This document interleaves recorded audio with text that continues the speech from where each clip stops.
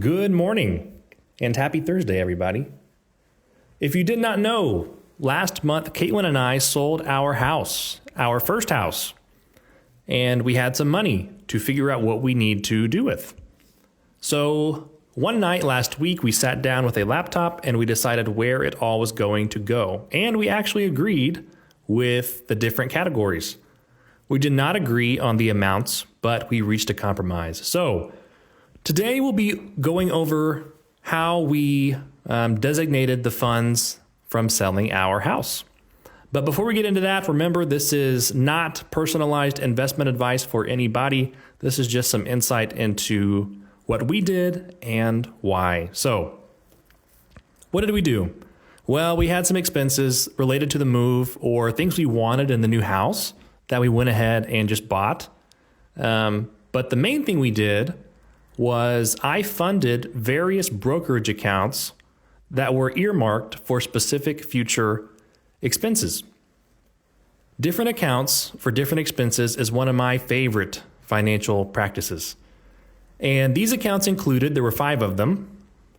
Next house, this one I had to create. I did not already have one, but it takes 30 seconds to set up a brokerage account. So next house, that's our future home.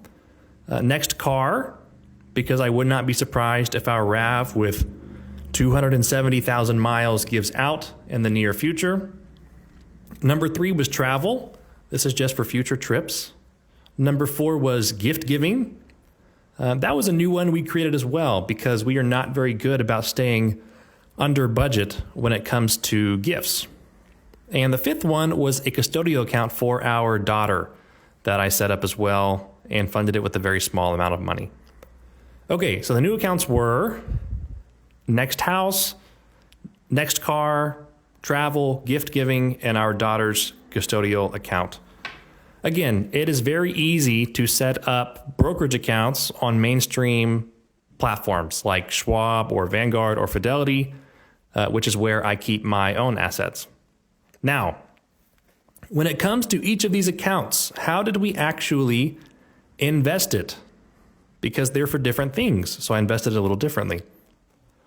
I will start with the longest time horizon, the furthest period of time when the money would be used, and I will work back to the closer ones.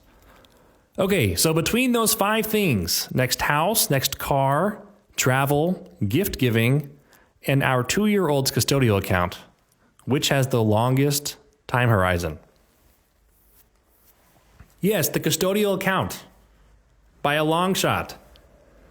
So I invested 100% of it into equities, U.S. equities even, tracking the S&P, mid cap, small cap, and then the NASDAQ 100 for a tech-heavy tilt. Because again, this account does not need to be accessed for a minimum of 16 years, probably longer. So that goal is market capture as low cost as possible. I did not invest in any individual stocks. The next account I want to look at is gift giving.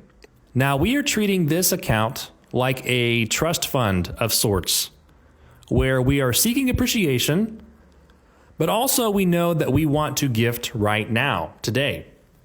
So a similar allocation that I mentioned before, but this time we set aside a portion of the funds towards treasury notes. More specifically, an ETF holding only floating rate treasury notes. My clients know exactly which fund I am talking about, and right now it's yielding about 4.3%.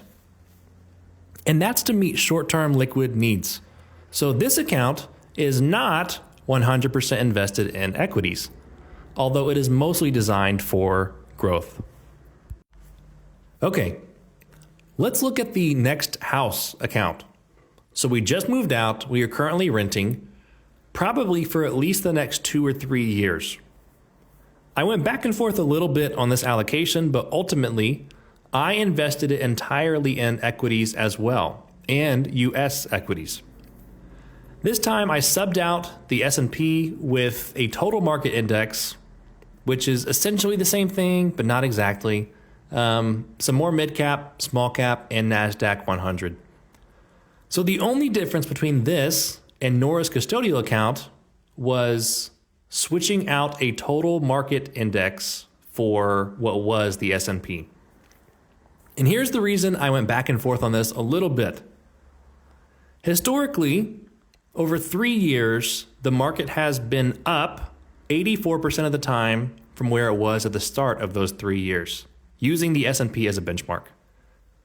Now, knowing that we cannot predict the future, I will say this one more time. The S&P has had an 84% chance that holding an investment for those 3 years would have resulted in positive returns. Personally, I'm fairly comfortable using past return data to base a lot of my current decisions on. And this may vary slightly depending on what it's for, right? But one truth that appears evident is the longer you hold an investment within a well-diversified portfolio, the greater the chances of growth. Decline is temporary, right? Anyways, back to the house. I am comfortable with a positive return percentage of 84% on average, because it could be less than that, it could be more than that, when it comes to this house. If it means growth on the principal, and even in an instance where it doesn't work out, we could rent for an extra year or even take the hit. But again, that is pretty unlikely. So that is why we invested the house money completely in equities as well. The next account is travel, also completely U.S. equities, and I swapped out the S&P with a total market index as well. Yes, we may be traveling in the short term, as short as 6 months from now, 12 months from now, and maybe the market's down. But because travel is discretionary, that is why it is also invested completely in equities, although I'll admit I went back and forth on that one as well.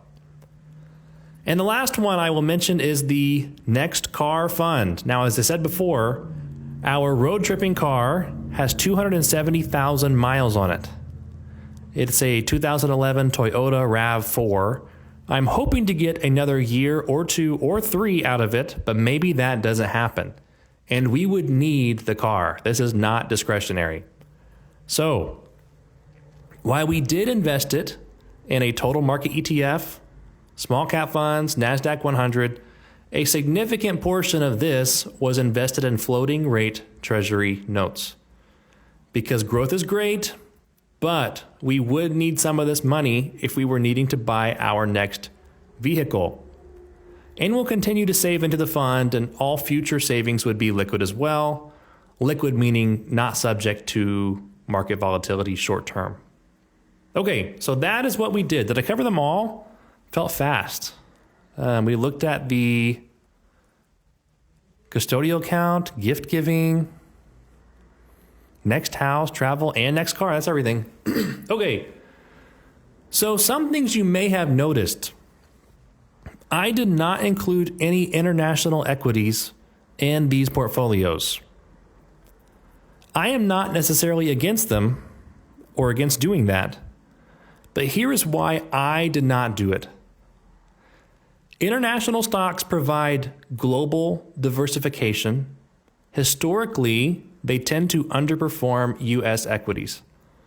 Now, in periods of severe market downturns, global equities have provided some stability to retirement portfolios that have a constant need for withdrawal, for retirement income. When it comes to the accounts I was investing in, no need was as serious as retirement income, especially among accounts investing entirely in equities. Maybe the car was pretty important, but there's a lot of treasury notes in there. So I did not include any international equities. For the same reason I excluded those, I also excluded bonds and bond funds. The treasuries I included are not bonds. They are more of a cash equivalent for pure liquidity. It doesn't drop in principal. Bonds, in the traditional sense, they provide some added diversification. They might appreciate at a greater rate than cash. They probably do over long term. They definitely do over long term.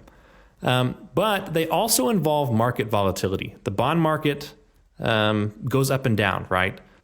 And so I didn't include any of these either, no bonds, because odds are the accounts would appreciate better without them, and there's no withdrawal need as important as retirement income. Sure, the car is important, but it's so important that I actually didn't even put a portion of it into any investment that could drop, which includes bonds. So that is what we did with the house money. I love setting up different brokerage accounts for different types of expenses.